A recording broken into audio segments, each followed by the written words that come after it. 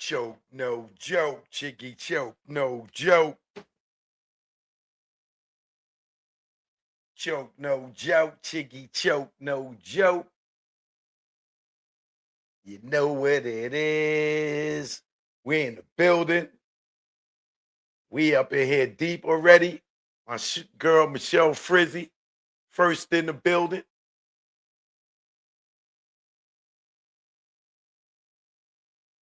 Got my man, my fellow Americans, salute in the building.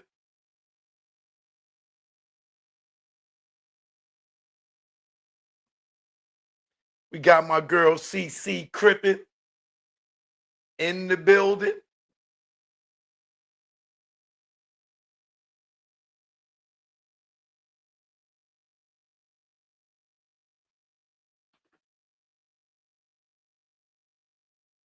Kareem Smiggity in the building. Choke no joke, you already know we here at GT8 in the building. My fellow Americans in the building. The Jenny in the building. All right, True Magic in the building.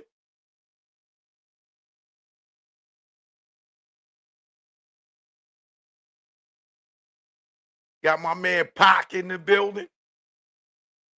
Shout out to my membership gang. All right, Mike Miggity, what up? Shout out to all my subscribers in the building. Choke no joke, we in the building. We are here now. We are live and direct. And your boy 50 Cent. Woo! Y'all not gonna say 50 Cent paying me tonight. Y'all ain't talking about, oh, Joe, why you don't talk about 50? You paying 50 pay you. Why you? All right, well, we 50 asses on the chopping block tonight. Okay? 50 is on the chopping block tonight. And we got some breaking news. The boy, Kodak Blizzy. Kodak Black, man. Now got himself arrested. Man, I just don't know what's going on out here anymore. I just don't know what's going on out here anymore. We come out here to get money, not to come out here to go to jail. What is going on, people? What is going on? Choke no joke, I'm in the building. We just gonna get to it, man. You know what I mean? Hit that like button, share this video, let them know I'm live. We getting ready to get into 50's federal case. And they bringing up that murder. They bringing up that murder. Boy, if y'all don't know what murder I'm talking about, to hear that murder come back up, I'm like, uh-oh. Uh-oh. Somebody is probably nervous. No names mentioned. Choke no joke. Let's get to the show. You already know. What's going on, bro? Yo, Cliff, what up, man? Yeah, man, I just got your call.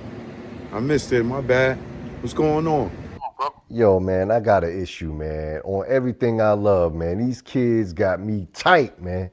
I go and I find out that both of my sons, man, is involved in some kind of gang activity, man. I work too damn hard to keep them away from that life, man, and for them to choose that.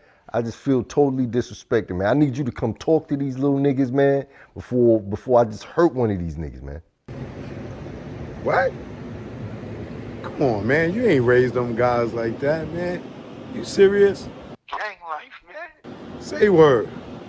Hey, man, I don't know. They got somebody in their ear influencing them, man, and I need you to come talk and holler at these little niggas, man, because, look, I'm at my wit's end, man. Nah, man, I'm over there. Well, thank you, brother. I appreciate it. I'll let you in a minute. Yeah, I appreciate that. All right, my nigga. One. One. You okay? Yeah. DJ too. You know what it is. Youngster, you are me. It's a reason they call me OG. I saw things you didn't see. Sit down and listen to me. Hey yo, come here, man. Oh, you think I'm corny, huh? Oh, really? I see more guns than Tommy. Who's Tommy? Was I in the army? No.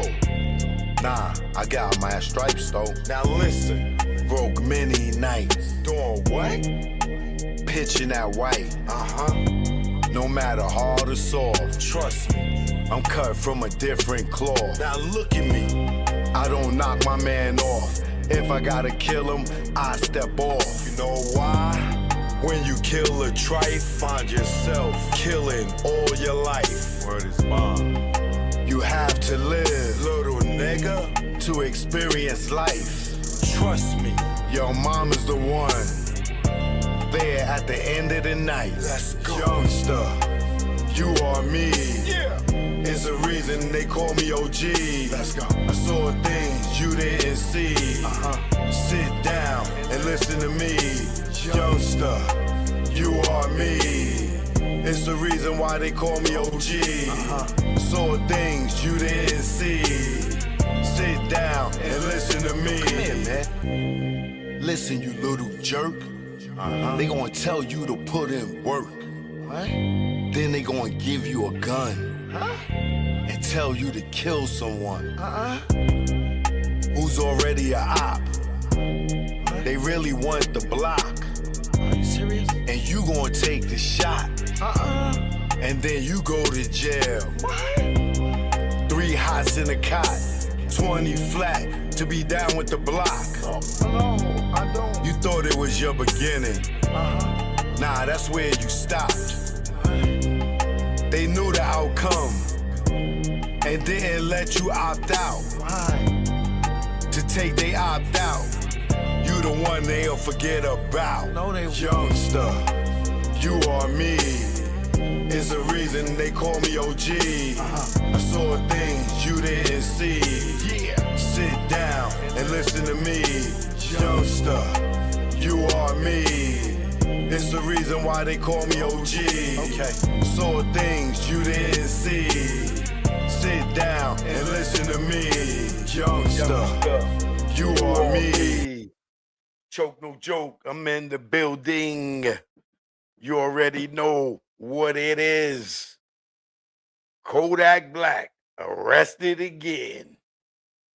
Poor Kodak Blizzy. Kodak Black has been arrested again, y'all. And they are alleging that this young man was drug trafficking. Drug trafficking.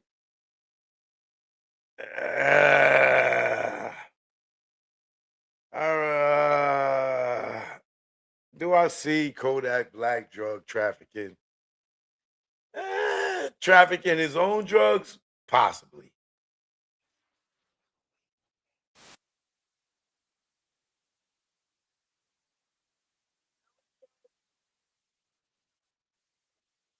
I just don't. I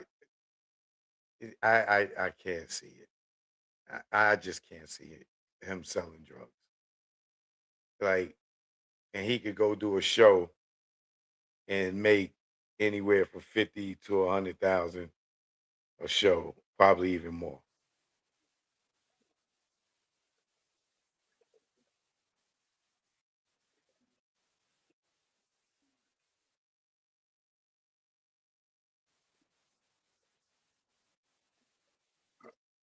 Hold on. Trying to find this. All right. Let me get this. Let me do it this way.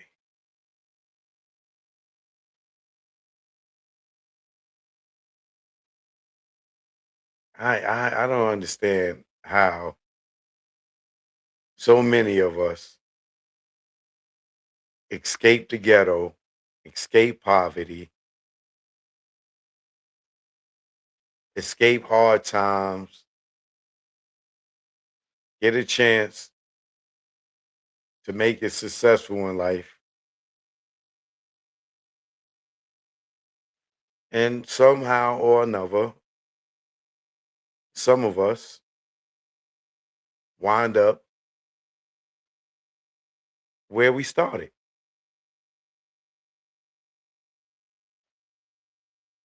So the rapper Kodak Black was arrested on Wednesday for allegedly trafficking MDMA in Florida last year, according to the Orange County Sheriff's Department. Do anybody know what MDMA is? Because I don't right off the top. So I'm sure we'll find out somewhere within the story. Is the M stuff stand for meth? I don't know. The 28-year-old, he's only 28 years old. He looked this old. Well, god damn, Kodak Black. The 28-year-old artist, whose real name is Bill Capri, was awaiting a court hearing Thursday afternoon on his drug trafficking charge for the alleged incident that took place during a November 24th, 2025 police search in Orlando, Florida. So this happened last year, about 7 months ago. Officers responded to a 911 call about gunshots and searched vehicles that were in the vicinity of the incident, according to the police report. Capri approached the officers and observed them searching the vehicles. The report said the affidavit also alleged police located a bag in the trunk containing 56 grams of cannabis in seal marked cannabis bags and a metal container containing a pink pill substance.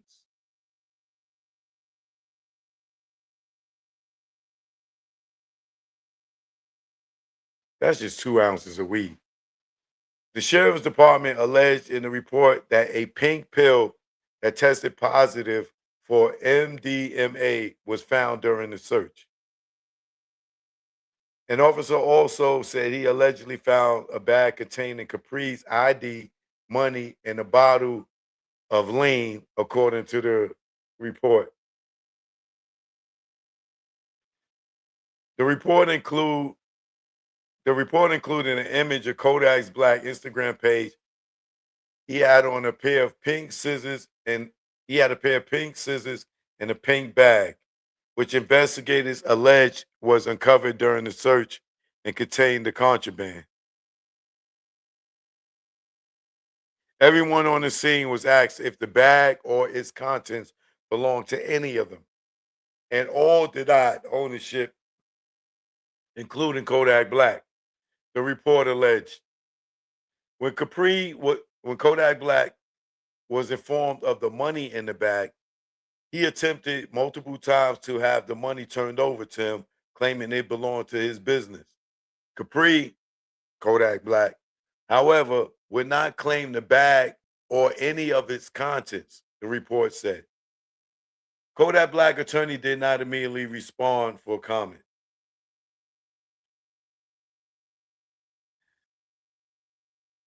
Is that drug trafficking, bro? One pill? 2 ounces of weed and one pill.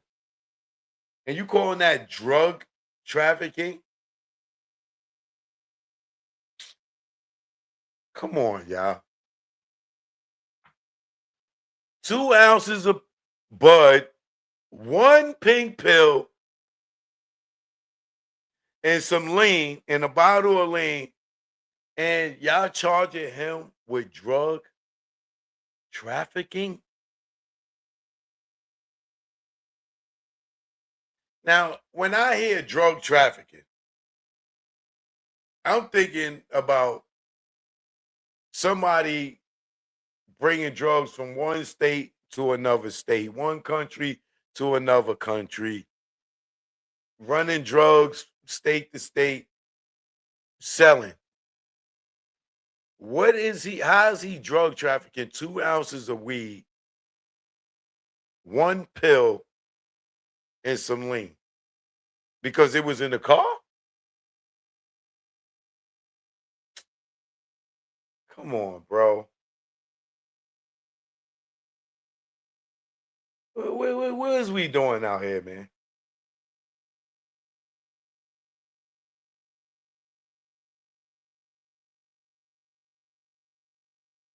56 grams of cannabis.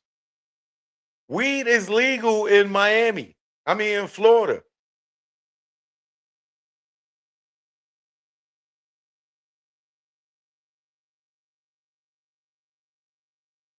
Two ounces and a pink pill. And they charging this dude with drug trafficking, bro.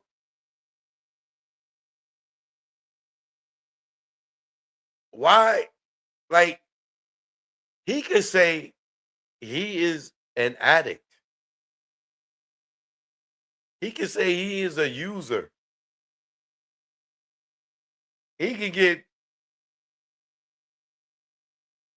a drug treatment program for this. But it's bugging me out that they would consider this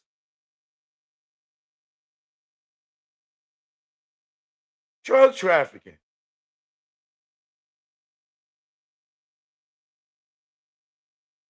Yo, that yeah, he be all right.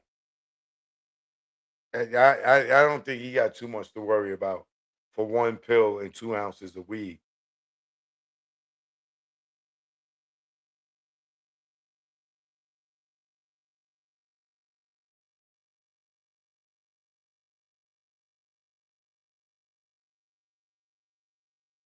Man, man. Fame, Fame has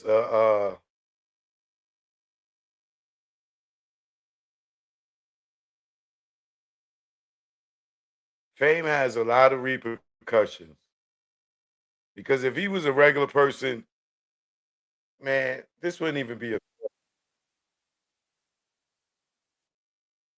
like you, bro. Drug trafficking, 2 ounces of weed and one pill.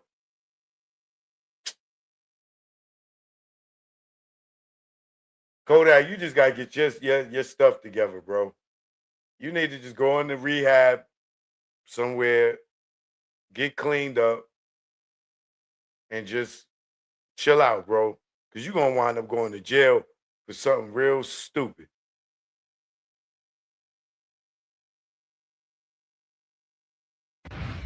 Bond is set for Florida rapper Kodak Black. The 28-year-old turned himself into the Orange County Jail on Wednesday after Orlando police put out a warrant for a drug trafficking charge. West 2's Christina Watkins is live outside the jail. Christina, the rapper just made his first appearance. He did, and his attorneys did most of the talking, starting off by saying he flew into Florida from California to turn himself in. Now, remember, President Donald Trump actually commuted a sentence from Kodak Black that he faced a few years ago. But when it came down to setting bond today in court, that did not matter. All right. Good afternoon, sir. If you can just tell me your name and your date of birth. Yeah, Capri Sun. Kodak Black spent nearly 15 minutes in front of an Orange County judge Thursday for his first appearance, while his attorneys argued for a lesser bond. If you read the affidavit that is attached to the warrant, Judge. The rapper, originally from Pompano Beach, Florida, is accused of trafficking MDMA. More than 10 grams, less than 200 grams. That is a first-degree felony. Orlando police said their investigation goes back to last November when someone called 911 after hearing gunshots outside of Children's Safety Village. It's a nonprofit organization. When officers arrived, they said they saw a BMW and a Lamborghini parked outside. Neither of the vehicles are registered to Mr. Capri personally. The report states officers smelled marijuana and started searching those cars. Kodak, whose government name is Bill Capri, then walked up. His attorney said the cops found a bag with drugs and other items in it, which officers said they connected to Kodak's Instagram page. And on one picture in his Instagram, there's a picture of him standing next to a bag that looks like the bag that was in the car. Now, I know PC was already found, so I'm not going to argue PC, but it's really screaming at me, but I won't argue it. But I mean, the case law on this is so very clear. Criminal defense attorney Alicia Adamson-Profit is not tied to this case. She warned how state prosecutors could use social media against him. Anything that you post on the internet, Instagram, TikTok, whatever, can be used against you. So you'll see, even though this was not the day of the arrest, they're using pictures from his social media to tie all of this case together. Back in That's court, lovely. given Kodak's criminal lovely. past and prior convictions, a judge set his bond at $75,000. And it's worth noting, I just checked Kodak Black's Instagram not too long ago. There's now only one post on his page. As of right now, he's still here in the Orange County Jail. We'll let you know if and when he bonds out. Covering Orange County live in Orlando, Christina Watkins, WESH 2 News.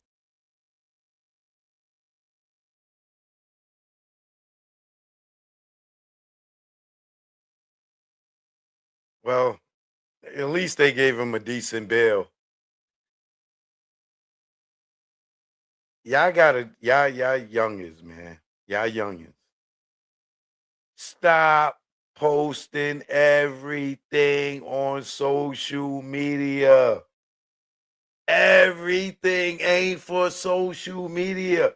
This nigga is going to get a conviction because the same bag that was in that car, he's in a picture standing next to it in the studio.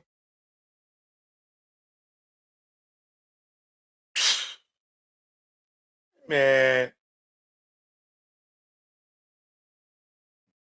yo, bro.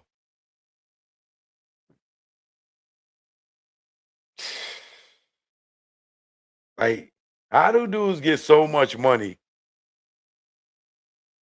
and go to jail?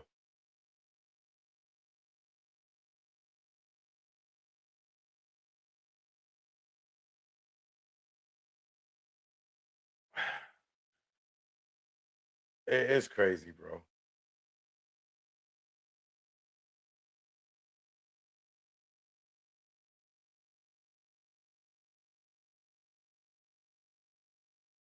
So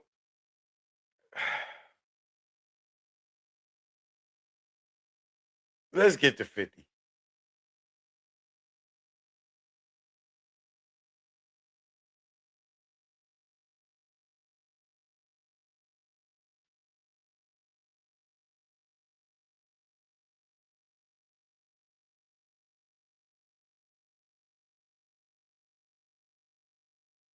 Oh no.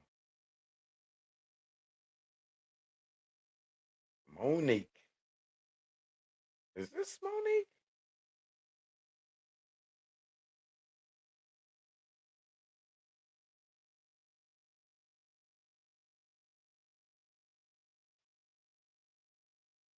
That's not Monique.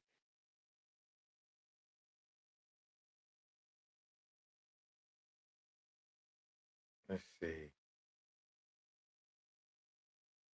I don't know. Maybe it is.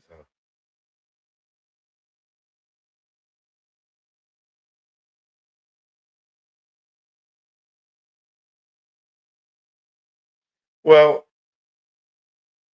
I'm trying to find a picture of this girl, Monique Mayers.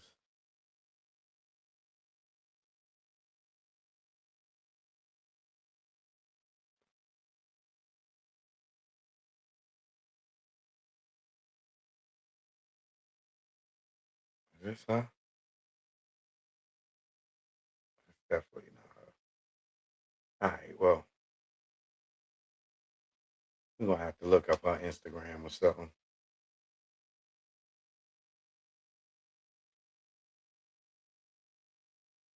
But so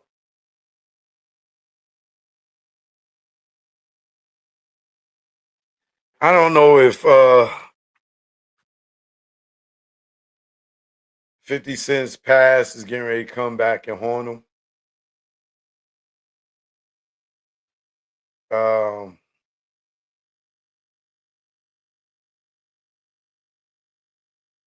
I really don't know what to say, but I do have the case filed by Mo. Uh, and I'm going to go through it. So Monique Mayers has filed. Oh, this is interesting. Monique Mayers has filed a lawsuit, a civil lawsuit against 50 Cent, aka Curtis Jackson III, uh, in the United States District Court, Northern District of Georgia, Atlanta Division.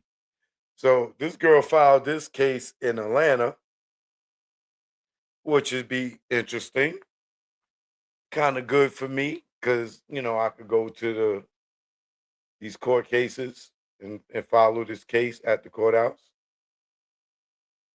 So the complaint for the damages comes now. Monique Mayers, through undersigned counsel, and files this lawsuit against Curtis James Jackson III, aka Curtis Jackson, aka 50 Cent, aka Fifth, aka 50. And for her complaint shows the following.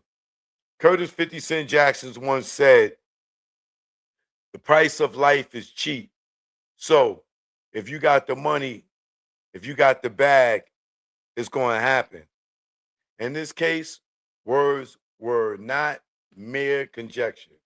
They were his mission statement. Now, wait, who is her lawyer? Let's see who her lawyer is.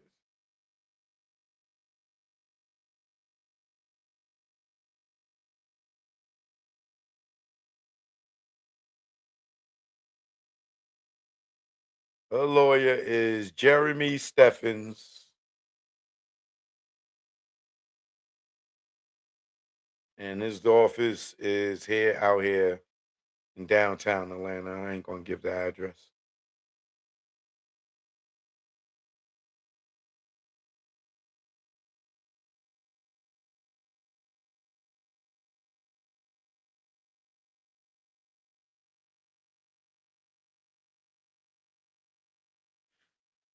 Jackson ran his workplace the same way he built his public persona.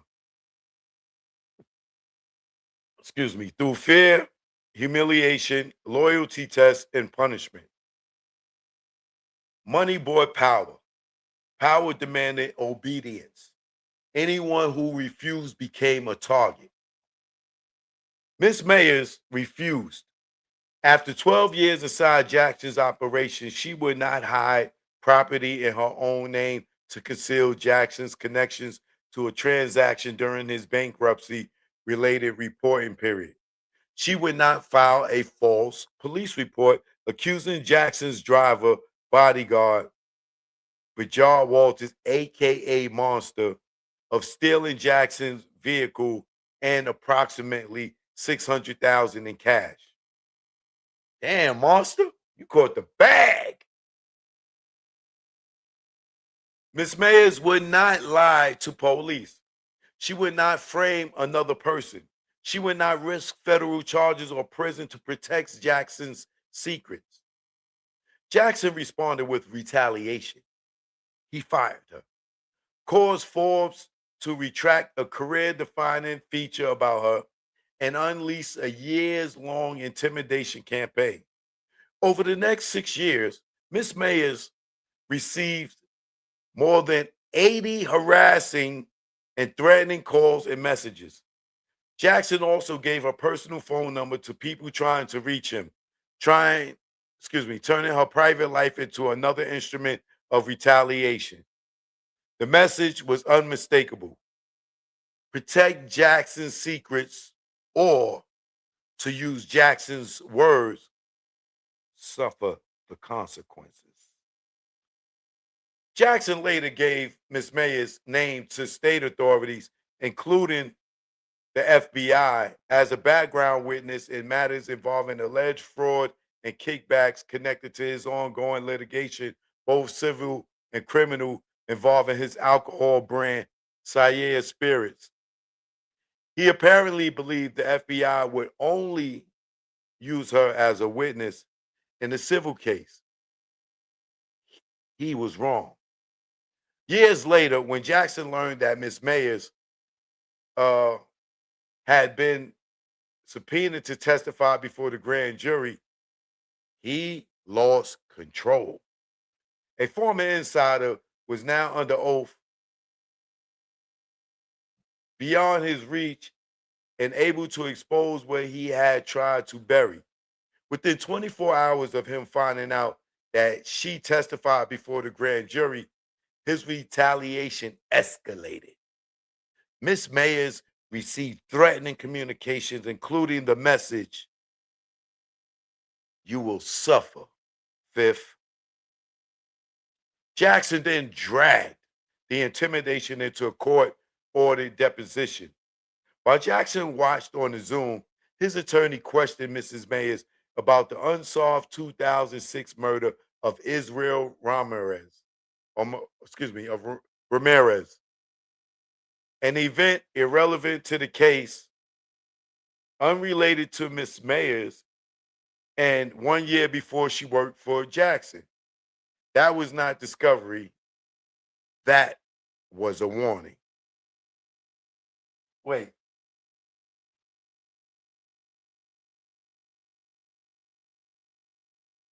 Why would 50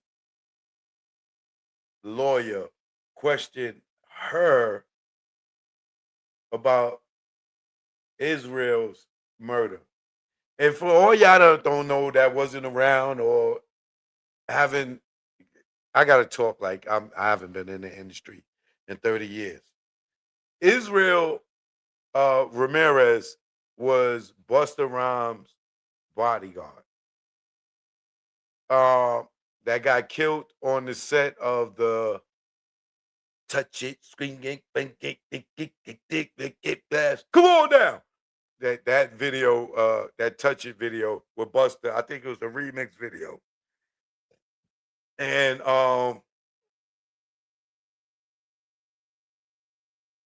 damn, I don't know if can I talk about this?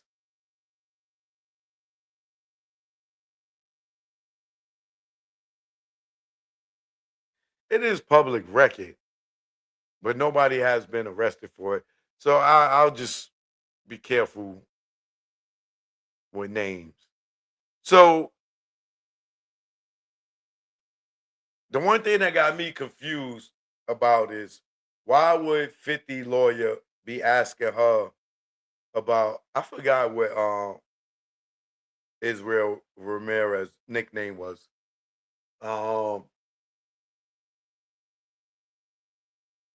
Damn, what was his nickname? I can't think right now. But anyway, so what happened was there was beef between, I'm gonna make it broad. I'll say some people in G Unit, not necessarily 50, but some people in G Unit and Swiss Beats, right? So Swiss Beats was in this video, or he did the beat, one or the other. But so it was in Brooklyn, I think over in Greenpoint. And don't want to say that. I don't want niggas say, "Oh, nigga choke dry snitching."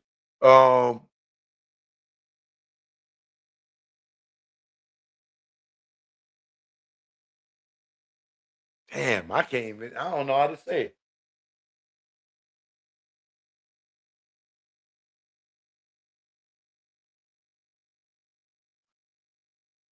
There was a beef going on between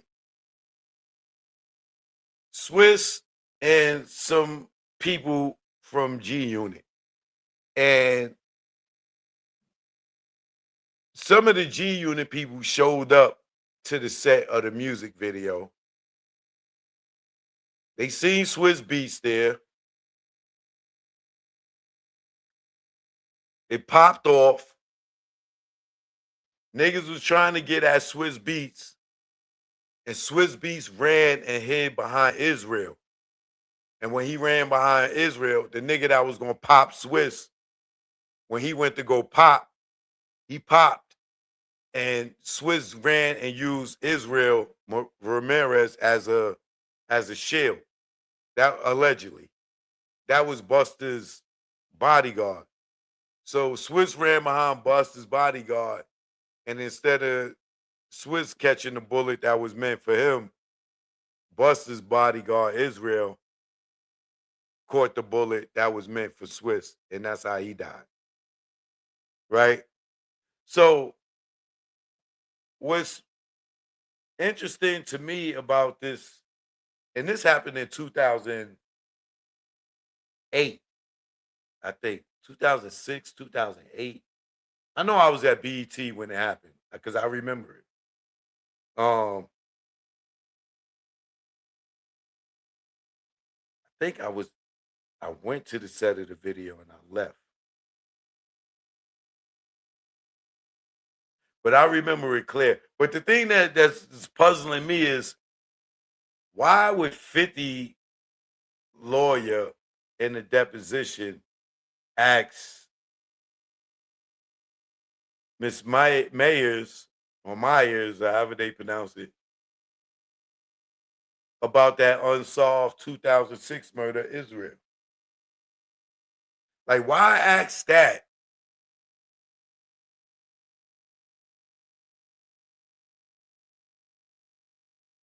Why would 50's lawyer be asking about that?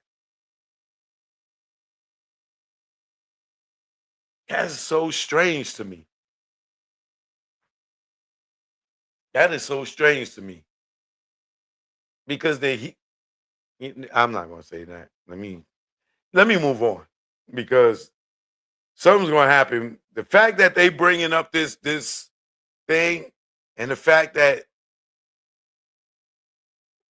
it's strange to me that 50's lawyer is mentioning that. Like, because if anybody get in trouble for it, it's going to be somebody on that side of the spectrum. So why would they be asking about it? That's crazy. All right. Well, anyway, the campaign did not stop. On August 3rd, 2024, beginning before dawn, Ms. Mayers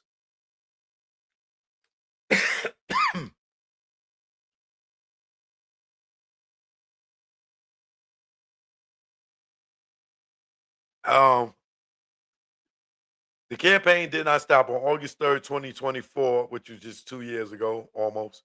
Beginning before dawn, Ms. Mayers received 15 calls in roughly 3 hours, including voicemails stating, "Bang, bang, I shot you down." Exactly 1 year later, she received 15 more calls. The same date, same count, same pre-dawn timing. When Ms. Mayers reported the conduct in court, Judge Melissa Crane stated, "I mean, this has never happened in any case I've ever had. This case is about power without accountability. Jackson demanded illegal favors because he believed people around him existed to serve his needs, protect his image, and absorb his risk. When Mrs. Mayers rightfully refused, Jackson fired her. Then he used text, calls, threats,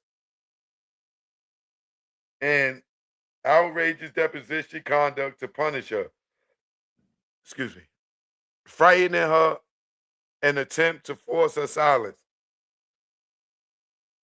This action seeks to hold him accountable for every act in that campaign, each of which constitutes a separate, actionable wrong, and all of which form part of a single continuing pattern of retaliatory conduct that, as of the date of filing, has never stopped." Preliminary statement. From loyalty to refusal to retaliation. Miss Mayers worked for 50 from October 2007 through March 2019. 12 years. She assisted with his tax strategy, coordinated property acquisitions, processed artist payments, handled bankruptcy communications, and served as the operational backbone of G Unit Records, G Unit Touring, G Unit Film and Television, and Sierra Spirits. When Jackson eliminated his vice president and director of operations in 2015, Miss Myers absorbed both roles. She assisted with the disbursement strategy of Jackson's $10 million stars payment. She was trusted, loyal, and indispensable.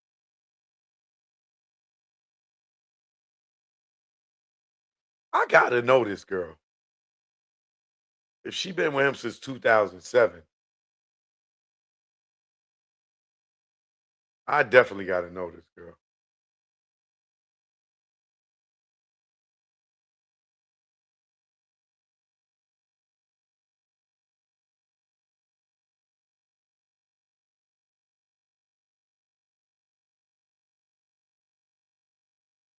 They got so many different pictures. Let me see something.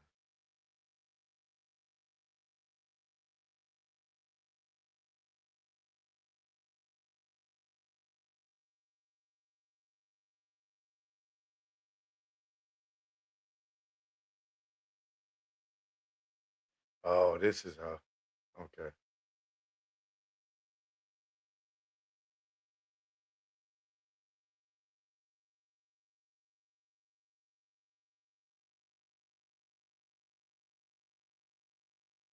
She do look familiar.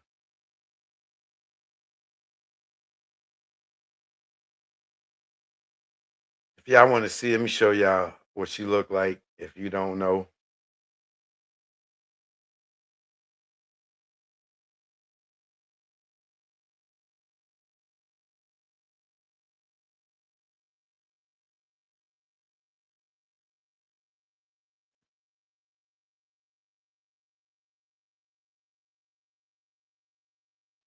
So that's her right there. Monique Myers. Myers. You say tomato, I say tomato. Right? That loyalty ended when Jackson ordered Mrs. Myers to participate in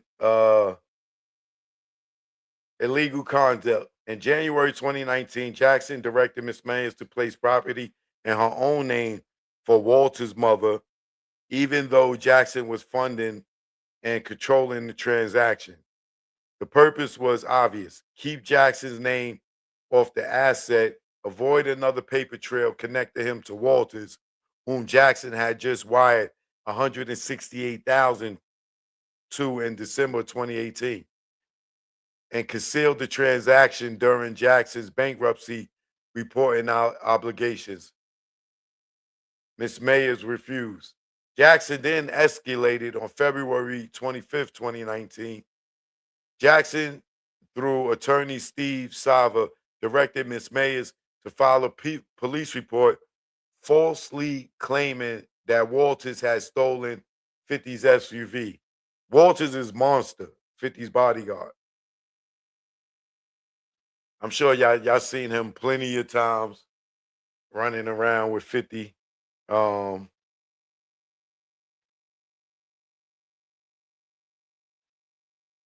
Let me see if I got a picture of him.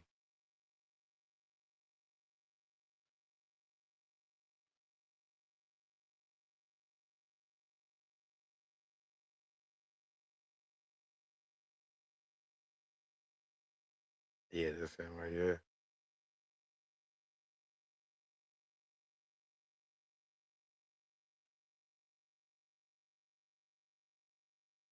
I'm show y'all a picture of him so you know who it is. Because if you're a big 50 fan, you know him when you see him.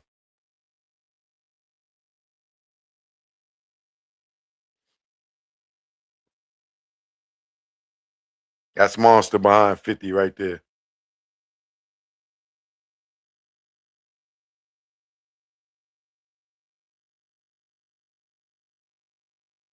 He was with 50 for a long time.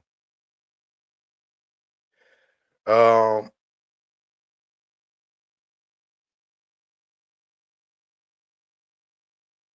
so Miss Myers refused. Walters had permission to drive the vehicle.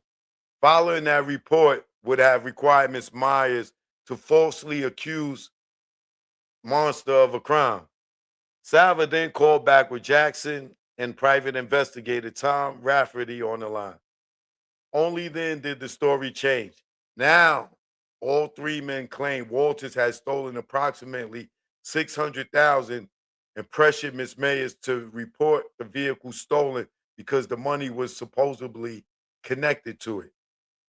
Miss Mayers or Miss Myers responded by first immediately raising Jackson's bankruptcy exposure, reminding the men that Jackson would need documentation showing the source of the 600,000 before making any report to law enforcement or the bankruptcy court. She then refused again. Ms. Myers would not frame Walters or Monster by filing a false report or risk her own liberty to protect Jackson's secret. Jackson and Sava then instructed Mrs. Meyer to terminate Monster without disclosing that Jackson was secretly listening on the call. Ms. Myers refused to participate in that deception too.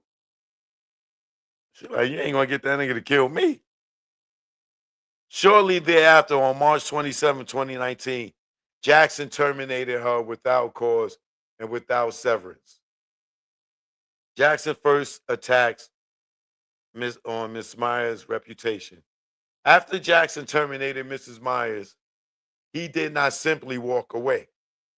He moved to destroy her credibility, reputation, and future earning power.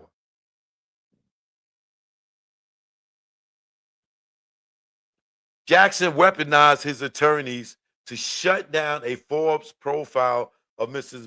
Myers' career by leveling knowingly false accusations of embezzlement. The purpose was plain kill a positive public profile, poison her name in the entertainment industry, and make future employees afraid to hire her. That's what all these industry niggas do.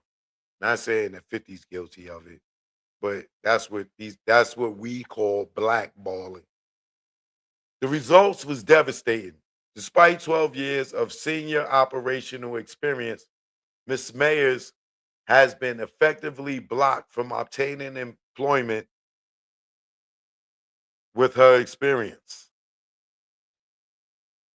The harassing calls and texts begin. After attacking Ms. Mayer's reputation, Jackson's intimidation campaign moved to her phone.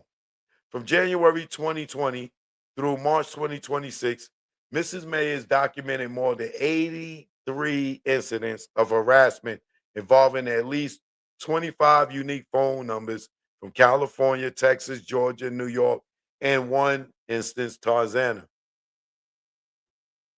Because Jackson invaded her privacy recklessly, distributing her number, strangers called and texted at all hours asking for Curtis, 50 Cent, James Jackson III, and 5th. The calls were not random. They were designed to make Ms. Myers feel watched, exposed, and reachable by anyone in Jackson's orbit or random people he came in contact with. Direct evidence later confirmed Jackson's role. On September 1st, 2023, Victoria sent a text Ms. Myers and confirmed that 50 gave him her number in passing in San Diego at the park to get tickets to 50's show. When Mrs. Myers called another number back, two men told her 50 Cent owed them $100K for some girls and explained 50 had called them from Ms. Myers' number a year ago. These confirmations were not speculation. They were direct evidence that Jackson personally distributed Mrs. Myers' phone number.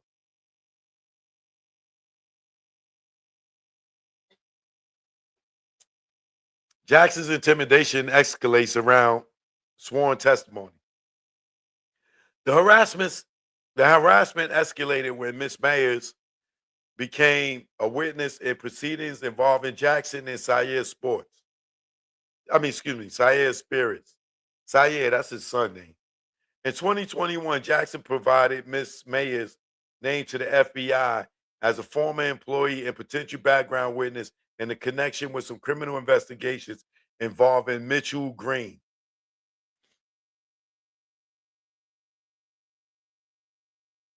In 2024, days before Ms. Mayers was scheduled to give sworn testimony under subpoena in the civil Sierra Spirits fraud case, Jackson learned that Ms. Mayers had not only spoken with the FBI again because Jackson had identified her as a former employee in 2021, but the U.S. Attorney's Office had also subpoenaed Mrs. Myers to testify before the grand jury. Jackson's paranoia and need for control overtook the obvious fact that he had created the very risk he now feared. He provided Mrs. Myers, whatever it is, goddamn it, name Oscar Mayer, named to the FBI to assist in the Sierra case. But once he learned that her involvement had gone beyond an interview and that she had been subpoenaed to testify before the grand jury, he intensified his threats. On the afternoon of May 1st, 2024, the eve of her court-ordered deposition in the civil case, Ms. Myers received a threatening text message. "You will suffer, Fifth." Fifth is Jackson's well-known nickname. But that wasn't enough. The next day, on May 2nd, 2 years ago, 2024, Jackson's intimidation moved from the shadows into a court-ordered deposition. With Jackson silently watching on Zoom, his attorney, Mr. Kelly of Blank Rome LLP, peppered her with questions concerning Ms. Myers' conversations with the FBI and the U.S. Attorney's Office, matters outside the proper scope of the deposition.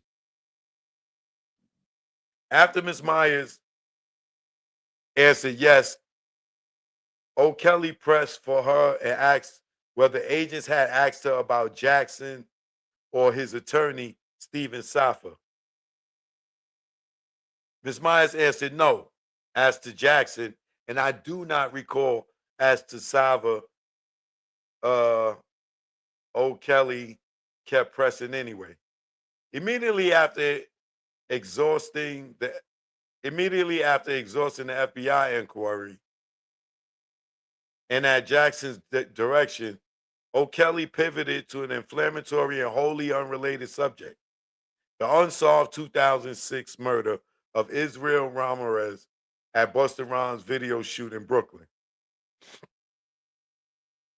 O'Kelly asked Ms. Myers directly, "Do you know who shot and killed Israel Ramirez in Brooklyn at a Busta Rhymes video shoot?"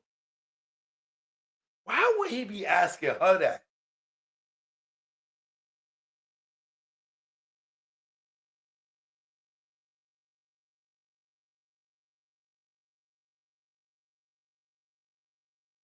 I wonder why is he asking her that? I'm gonna have to sleep on that one.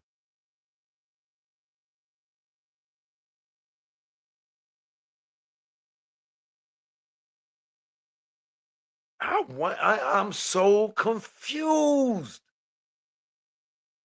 The Ramirez murder had nothing to do with the civil case. It had nothing to do with Miss Myers. She had no knowledge of it, no involvement in it, and was not even working for Jackson in 2006. Jackson did not have his attorney invoke the Ramirez cold case. Wait, so now 50 didn't have him ask that? 50 did not have his attorney invoke the Ramirez cold case into the deposition to uncover any truth,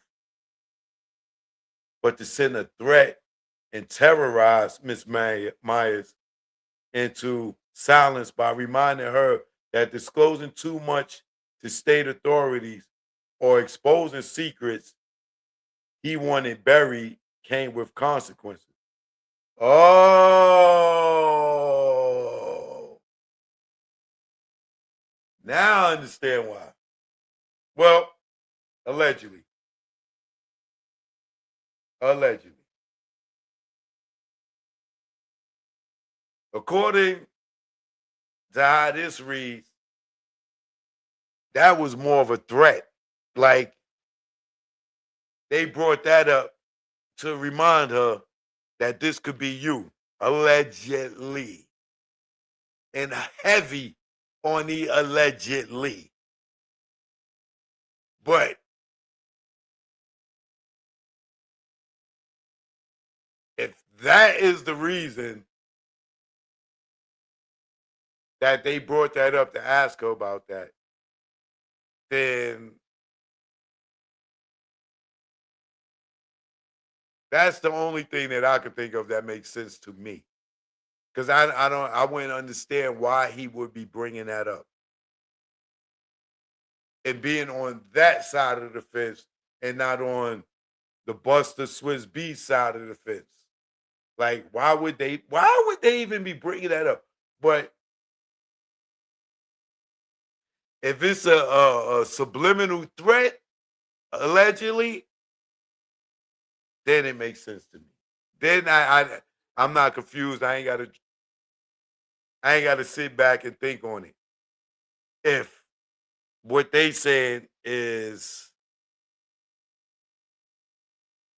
that's being a low-key threat. But if she don't know about it and she don't know who did it or allegedly did it or allegedly was responsible for it,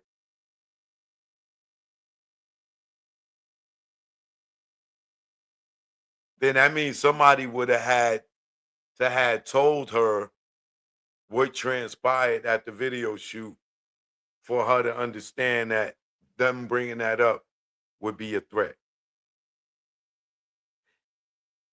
And clearly, Buster clearly didn't tell who did it because he damn sure know.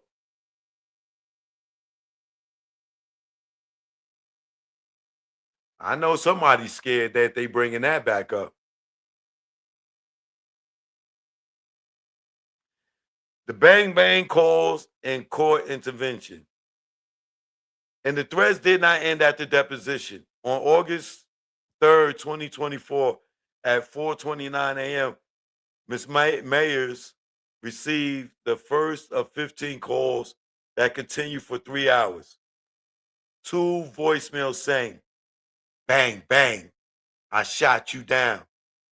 After the "bang, bang, I shot you down" voicemails, Ms. Mayers reported Jackson's conduct to the court, including his connection to Jackson and the deposition questioning about the Ramirez murder.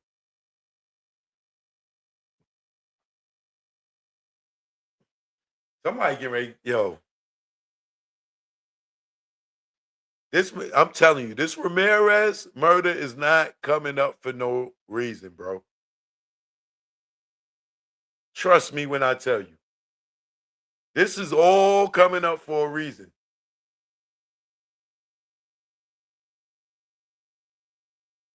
State Judge Melissa Crane reacted with, let's see if Vlad asks questions about that. That's what yeah. Let's see if Vlad questions certain people about that. State Judge Melissa Crane reacted with an alarm. On the record, Judge Crane stated, "I mean, this has never happened in any case I've ever had." Judge Crane then told Ms. Mayers, "In terms of your safety, I'm going to pass all this along to our court officers. I've elevated this." Despite Ms. Mayers elevating Jackson's conduct to a state judge, the harassment did not stop. Exactly 1 year later, on August 3rd, 2025, Ms. Mayers again received 15 phone calls, same day, same number of calls, same pre-dawn pattern, and the harassment has not stopped. As of the filing of this complaint, the harassment remains active and ongoing. On April 28, 2026, mere days before the filing of this complaint, Another unidentified caller contacted Mrs. Mayers looking to speak with Fifth or 50. Jackson's pattern of retaliation. Jackson's conduct towards Ms. Mayers fits his well-documented public pattern of punishing anyone he believes crossed him. Jackson has built a public persona around prolonged feud, social media attacks, and sustained campaigns against former associates. In a widely reported Instagram post, Jackson stated, anyone who chooses to go against the grain will suffer. For Ms. Myers, that was not rhetoric. It was a threat made real. Jackson demanded loyalty while asking her to Jackson could demand loyalty while asking her to commit fraud. When she refused, he terminated her. When she tried to rebuild her career, he smeared her. When she became a witness, he threatened her. When she cooperated with state authorities, he used a deposition to intimidate her. When she reported him, the calls continued. The action seeks compensatory damages for severe emotional distress and punitive damages sufficient to deter Jackson and others with similar wealth, celebrity, and power from weaponizing their resources to terrorize former employees who refuse to commit fraud or cooperate with the law enforcement. Each harassing act alleged herein constitutes a separate, independently actionable wrong and a fresh accrual under the continuing violation doctrine. Together, they form a single unbroken course of retaliatory conduct that began when Ms. Mayers refused Jackson's illegal demands that has never stopped. The parties. Plaintiff Monique Mayers is a resident of the state of Georgia. Upon information and belief, defendant Curtis James Jackson III is a resident of the state of Texas. Defendant is a well-known rapper, actor, producer, and businessman who uses the stage name 50 Cent and is also referred to as Fifth, 50, and other variations. Defendant owns and operates multiple business entities, including G Unit Records, G Unit Touring, G Unit Film and Television, and has ownership interests in spirits companies like Sire Spirits LLC. Jurisdiction and venue. The court has subject matter jurisdiction pursuant to 28 USC 1332A1 because there is complete diversity of citizenship between the parties and the amount of controversy substantially exceeds 75,000 exclusive of interest and costs. Plaintiff damages include past and future severe emotional distress and psychologically injury, requiring psychotropic medication, physical injury manifesting as elevated blood pressure requiring urgent care and specialist referral, lost professional income and career advancement resulting from the destruction of a Forbes profile and the circulation of false termination narrative throughout the entertainment industry that has chilled prospective employees from hiring. Unpaid severance promised on the termination call. The cost of legal counsel retained twice in connection with proceedings arising from the defendant's own business disputes and punitive damages warranted by defendant's deliberate, sustained, and escalating campaign of harassment over more than 6 years. Damn. These damages individually and in combination substantially exceed the jurisdictional threshold. This court has personal jurisdiction over the defendant pursuant to Georgia's long arm statute and the due process clause of the 14th Amendment because defendant has sufficient minimum contacts with the state of Georgia and has purposefully allowed himself of the privilege of conducting activities within Georgia. Specifically, defendant directed a sustained campaign of torturous harassment targeting plaintiff, a Georgia resident, by causing threatening text messages to be sent to the plaintiff's Georgia phone number, orchestrating harassing phone calls received by plaintiff at her Georgia residence, personally distributing plaintiff's Georgia phone number at public events to individuals who subsequently called plaintiff in Georgia, directing his agents to threaten the plaintiff and her family, and causing pre-dawn calls with gun violence voicemails to be delivered to the plaintiff in Georgia on August 3rd, 2024, and August 3rd, 2025. Each of these acts were purposely directed at a Georgia resident and caused harm in Georgia. Defendant knew plaintiff resident, the plaintiff knew the resident resided in Georgia. This court exercises of personal jurisdiction over the defendant and consistent with traditional notions of fair play and substantial justice.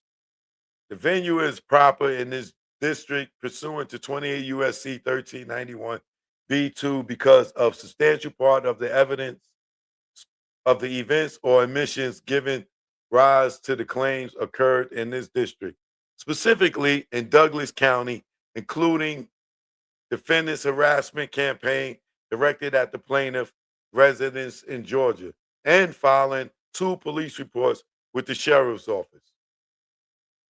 The claims asserted herein are timely under Georgia's applicable limitations period.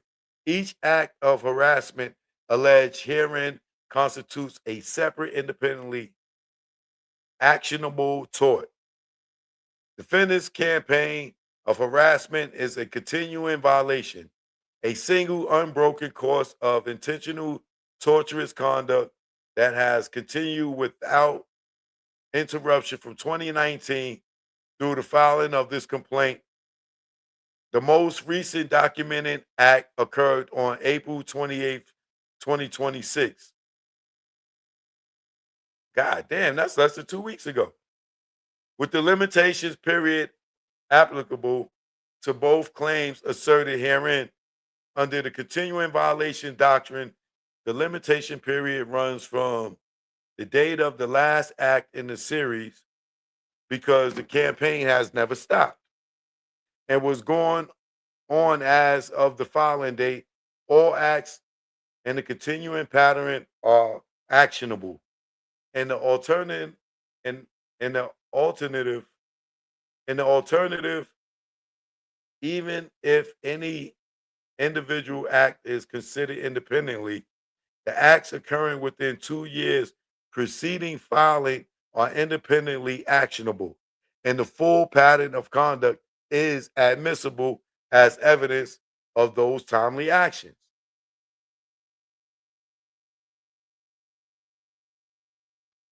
Factual background: the 12 years of loyalty, 2007 to 2019. From October 2007 through March 2019, Monique Mayers served as Curtis Jackson III's most trusted operational coordinator. And wait a minute, I just thought about something.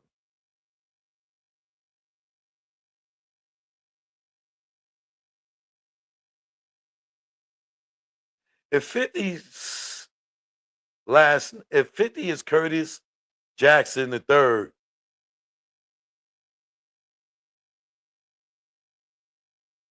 Wouldn't his father be Curtis Jackson?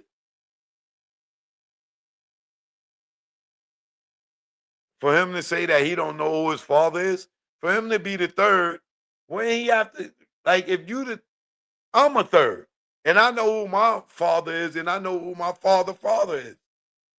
So if he's a third, how don't he know who his father is?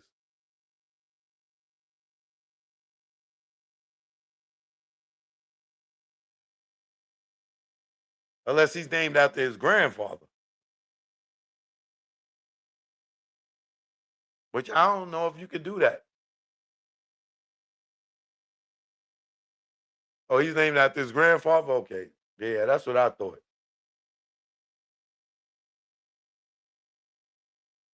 That's so weird, though.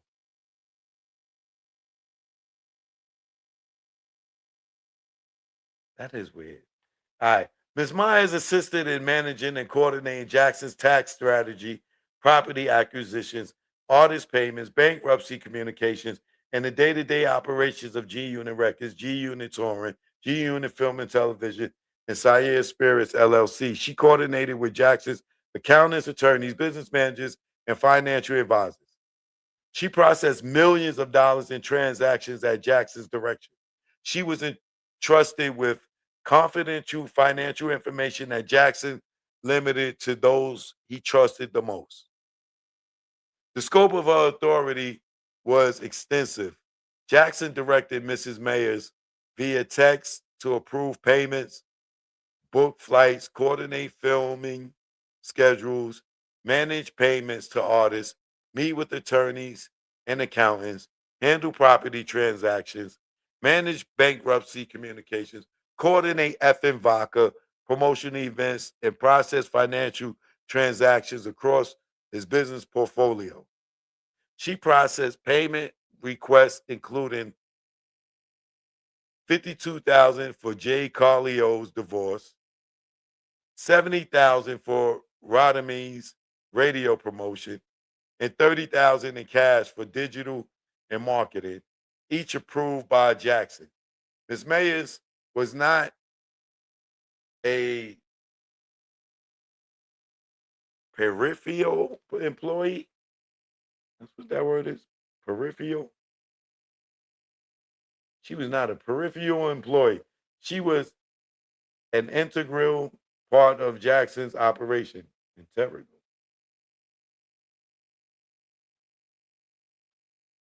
In December 2015, Jackson eliminated his vice president and director of operations and never replaced him. Ms. Mayers absorbed both roles in addition to her own duties, performing the work of 3 senior executives for more than 3 years. She did not complain, nor did she demand additional compensation, and she's a fool. Uh, she's a fool. Ain't no way in hell he following 3 executives and I'm taking they job descriptions and you not giving me more money. Hell out of here. In December 2018, Jackson received a $10 million payment from Stars for his work on the television series Power. A conference call was held involving Jackson's accountant and senior staff to discuss his tax exposure and how the money should be dispersed in light of his ongoing bankruptcy related reporting obligations. As a result of that meeting and Jackson's direction, Ms. Mayers coordinated disbursement strategy, which included wiring 168,000 to Jackson's driver and bodyguard, Monster, Bajar Walters, who at the time was part of Jackson's inner circle. Jackson trusted Ms. Myers with everything because for 12 years, she executed his directives without question, without disclosure, and without defiance until Jackson crossed the line.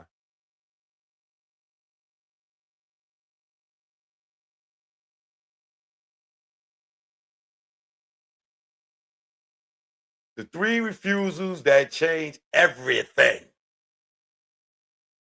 The property scheme. In January 2019, Jackson devised a plan to purchase a home for Walter's mother. But because Jackson remained subject to ongoing bankruptcy-related reporting obligations and could not place new assets in his own name without disclosure, he instructed Walters to ask Ms. Mayers to place the prospective home in her own name. Ms. Myers first confirmed the request directly with Jackson and then refused. Rather than just declining, Ms. Mayers consulted Jackson's accountants at Boulevard Management to find a lawful path forward. On January 11, 2019, she emailed Todd and Linda on behalf of 50. 50 would like to help Monster buy a townhouse in North Carolina. Monster will take care of the down payment, but 50 would like to secure the mortgage under an entity for him.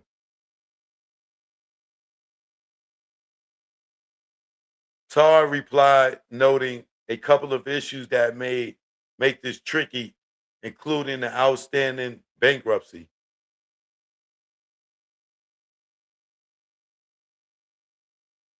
On January 14, 2019, Ms. Myers texts 50 directly.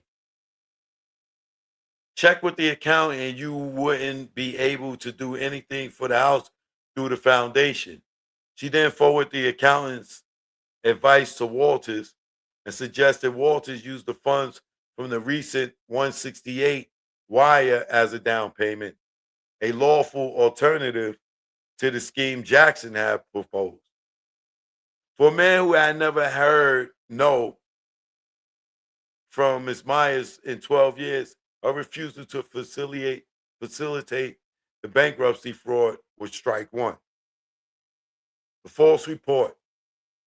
On February 25th, 2019, 50, his attorney, Stephen Sava, and private investigator Tom Rafferty called Ms. Myers and instructed her to file a police report claiming that Monster had stolen Jackson's vehicle. During that first call, they did not explain why they wanted to report. They wanted the report filed. They simply directed Ms. Myers to make the report. Jackson, Sarah, and Rafferty then called back. During the second call, the story changed. Only then did they claim that Jackson believed that Monster had stolen approximately $600,000 in cash from Jackson's apartment and that Mrs. Myers should report the vehicle stolen so police could stop Walters and search for it. Ms. Myers immediately identified the problem. Gentlemen, I will remind you that there are reports being sent to the bankruptcy court. So unless there's a paper trail making clear that reporting $600,000 in cash stolen would expose an asset Jackson had never disclosed to the bankruptcy court. Rafferty agreed. On the call, he advised 50 that filing a police report would be inadvisable because Jackson could not account for the origin of the cash in light of his bankruptcy reporting obligations. The call ended. She's going to get 50 in trouble, boy. Jackson and Sava called Ms. Myers back and pressed her again. Ms. Myers refused. She told Sava directly she would not report the car stolen when, in fact, it was not stolen. That, my people, was strike two. The connection between the two refusals was clear. Jackson had first tried to use Ms. Myers to hide an asset acquisition from the bankruptcy court. He then tried to use her to conceal $600,000 in undisclosed cash from the same court. And this nigga, he about to be in trouble, bro. 50 about to find himself in trouble, my nigga. He might get a criminal case behind this. In both instances, he asked her to carry the illegal exposure for his conduct. In both instances, she refused. The termination of Walters, aka Monster. Jackson's desire to fire Monster had an obvious driver. What? Jackson's desire to fire Walters had an obvious driver. He believed Walters had stolen $600,000 and he wanted him gone. But Jackson had no intention of making that accusation openly. Jackson and Salva called Mrs. Myers back and instructed her to call Monster and inform him he was fired. And critically, not let Monster know that Jackson was on the line listening. Jackson wanted to dismiss the man he was accusing of stealing $600,000 from him without letting that man know who was on the call. Ms. Myers refused to be used in that manner. She called Walters, told him Salva was on the line, and let him take over the call. As Ms. Myers later stated, there were too many inconsistencies and allegations being thrown around, and I did not want to be tied up in any of it. Salva then told Walters directly, as Jackson quietly listened, not wanting to confront Walters directly, that he was fired and requested Walters bring the keys to the SUV to the G Unit office. Walters complied. And for Ms. Myers, that was strike three. In a single day, Jackson had asked Ms. Myers to file a false police report for a car that was not stolen, being an accomplice in concealing $600,000 in undisclosed cash from a state court, and fire Walters for the alleged theft while Jackson listened from the shadows. In every instance,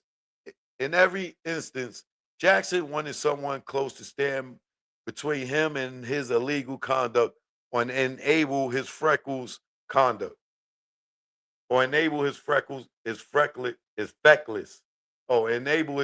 conduct. In every instance, Miss Myers refused. After Jackson terminated Walters and Salva and Rafferty continued to search for anyone, to pin the missing $600,000 on, Miss Myers' workplace became increasingly toxic. They demanded her phone records, which she freely provided. Then they pushed further, demanding her phone records that included the numbers of her family members. Ms. Myers drew the line, giving 50 history of harassment and intimidation. She had no interest in exposing her family, especially her children, to his brand of intoxicity.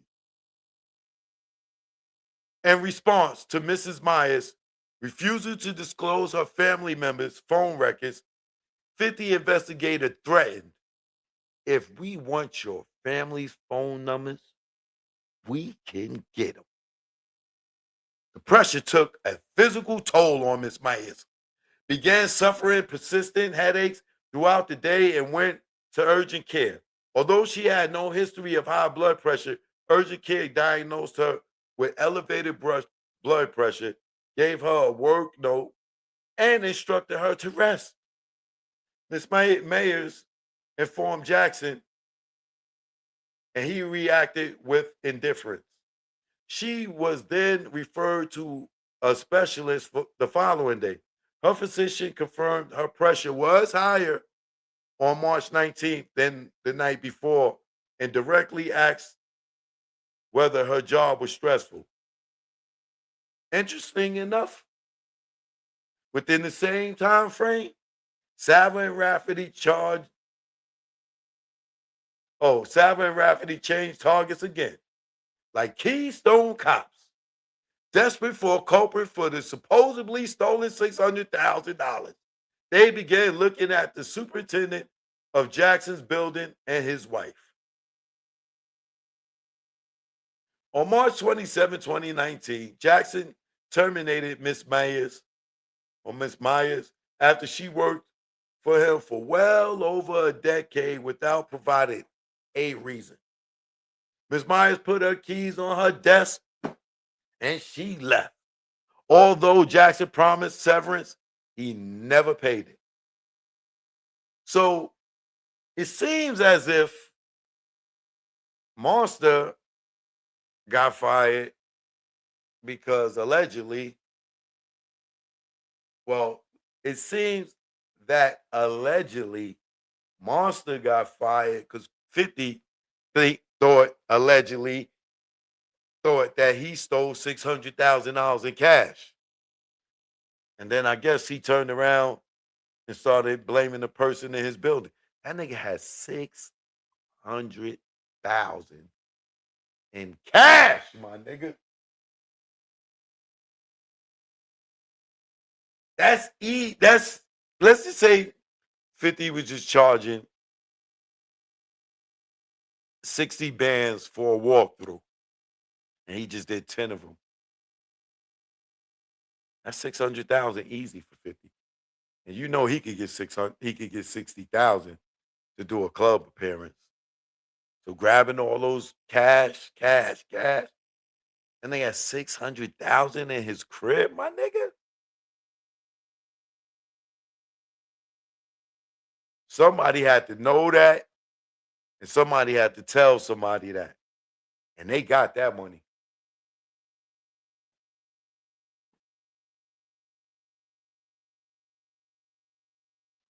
$600,000.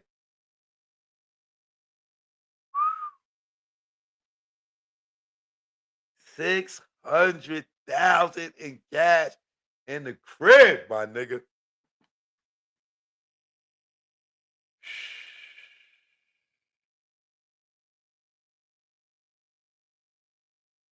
That's crazy.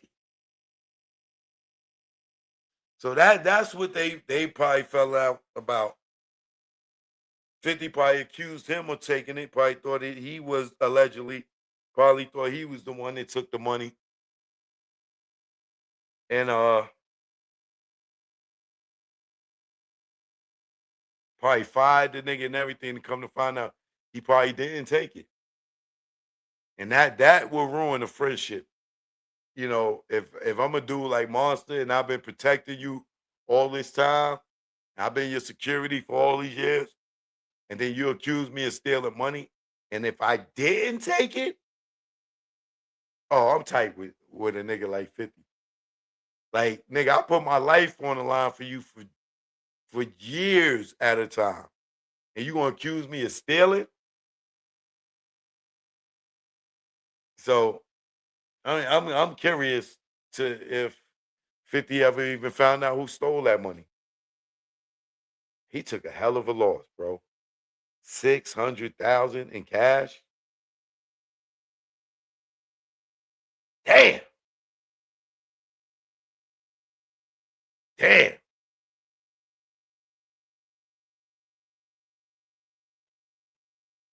That he took that's excuse me, that's taking a hell of a loss, especially when you can't go to the police with it.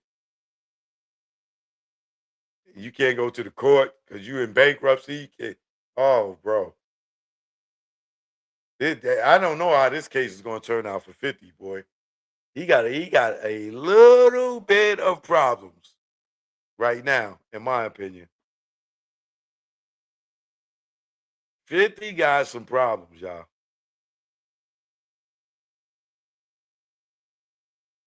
Wait till he get in the court. Woo! Oh boy.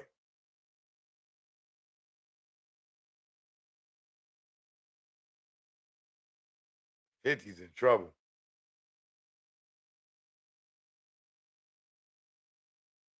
Damn, 50.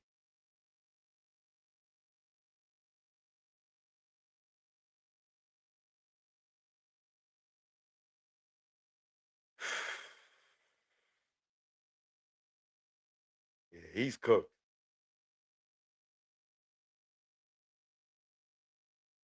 He's cooked. But I'm gonna get into the rest of the paperwork tomorrow. There's still more. There's a lot more. And choke no joke. You already know. Hit that subscribe before you go.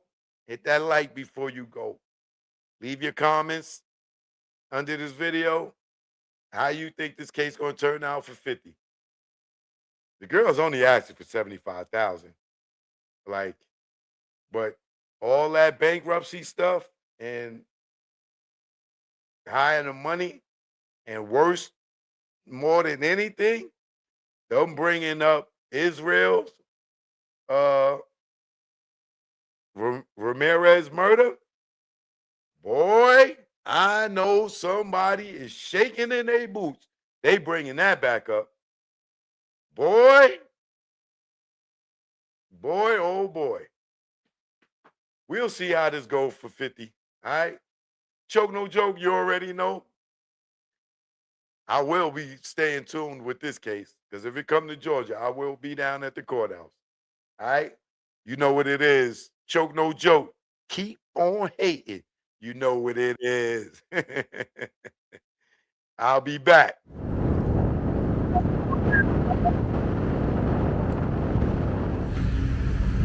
Choke no joke. Jack Brown. Yeah now. Choke no joke. Jack Brown. Yeah.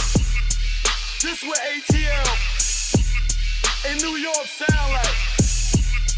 Let's go. Y'all hating ass niggas, I see y'all. Show get busy, that's why I got the crown. Hate in the air, you clowns, I see the envy that you breathe, jealousy. What you need is your own damn hustle. Stop worrying about mine. Nigga, I'm popping cause I put in time. Came out modeling, camera in hand. Still get busy with the mic in hand. Streets pulled out, niggas got sprayed. Niggas turn on you when they see you get paid. The intimidation in your face. Where's the love? What's taking place? You want my gold and my ducats. Cause my money overflowing out of buckets. Shot him in public, made people holler. Scar on his face for the money and the power. I'm the chokester. Chokester. The truth in the industry made me the chokester. Chokester. Chokester. The truth in the industry made me the game had me fooled, got in, was young. Thought talent made you rich, damn was dumb. More to make, cake from crumbs. You gotta be sweet, G or native tongue. My heartbeat went into overload. When Larry tried to turn me into a mole, told me show my curly to the CEO. I didn't think it's funny, so his jaw hit the floor and grabbed that chair that broke his back. Then realized that's a hate attack. Harassment comes assault, you in the maze. No way out, like Puff and Mace. Touch me, tease me, I catch a case. Nigga, you ain't straight as your poker face. Father law God, in that game I fold. This sun don't tick, demon time don't hold. I'm the chokester. Chokester. The truth in the industry made me the chokester. Chokester. Chokester. The truth in the industry made me the chokester. Chokester. The truth in the industry made me the chokester. Chokester. On the ones and twos. Chokester. What y'all want to do? I'm here now. Eden Wall, stand up. Shout out to the bomb squad.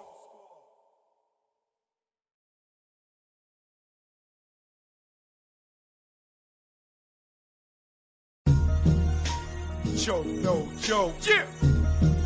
It's choke no joke. Let's go. Choke no joke. Chicken choke no joke. Choke no joke. Niggas choke no joke.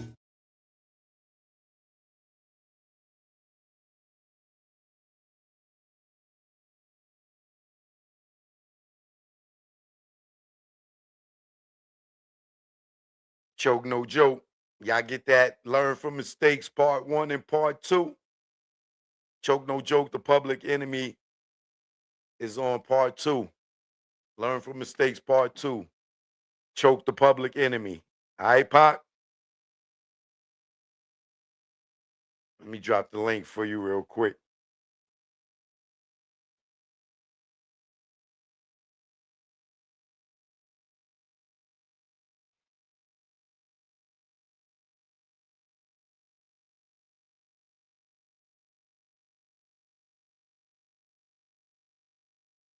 Here you go, Pop.